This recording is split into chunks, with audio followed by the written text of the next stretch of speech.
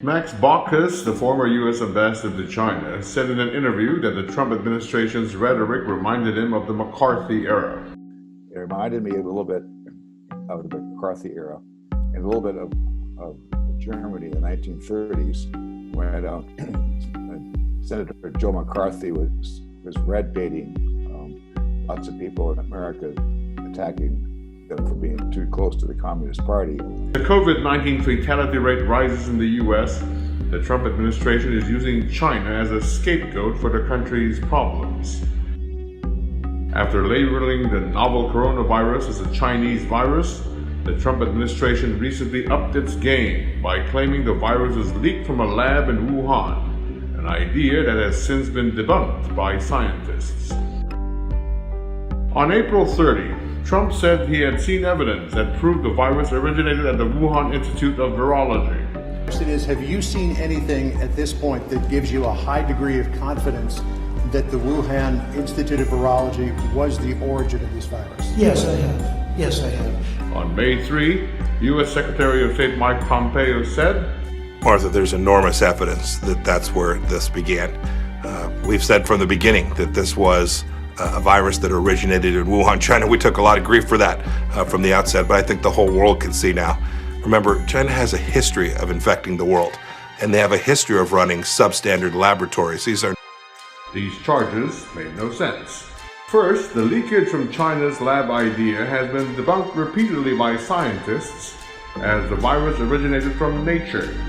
Dr. Anthony Fauci refuted the claim and said, A number of very qualified evolutionary biologists have said that everything about the stepwise evolution over time strongly indicates that it evolved in nature and then jumped species. The claim was shot down by the intelligence agencies.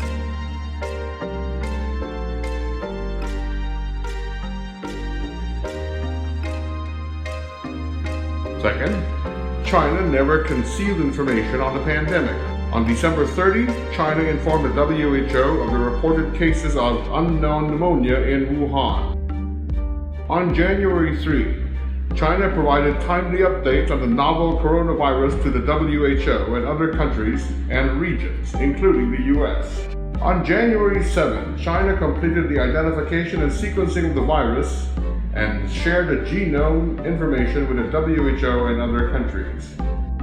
On January 23, China locked down Wuhan.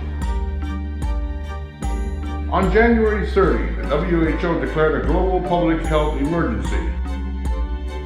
Given the inevitable early confusion about the new disease, that is a rapid timeline.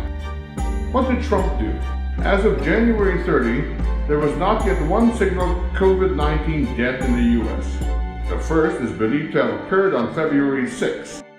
Now there are more than 80,000 deaths. From January 3 to February 3, China updated the US 30 times in the pandemic, but they fell on deaf ears. Unable to explain its dismal failure to respond to the virus, the Trump administration uses conspiracy theories and propaganda campaign to deflect blame on China.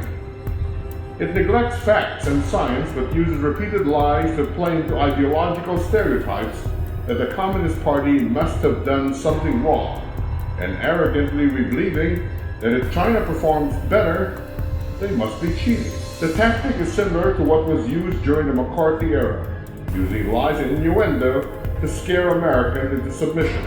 We have got to dig and root out the communists. The anti-communist crusade ended after the Army uncovered McCarthy's lies that the Army was soft on communists. During the Army-McCarthy hearings in 1954, the Army's lawyer, Joseph Welch, refused to be bullied.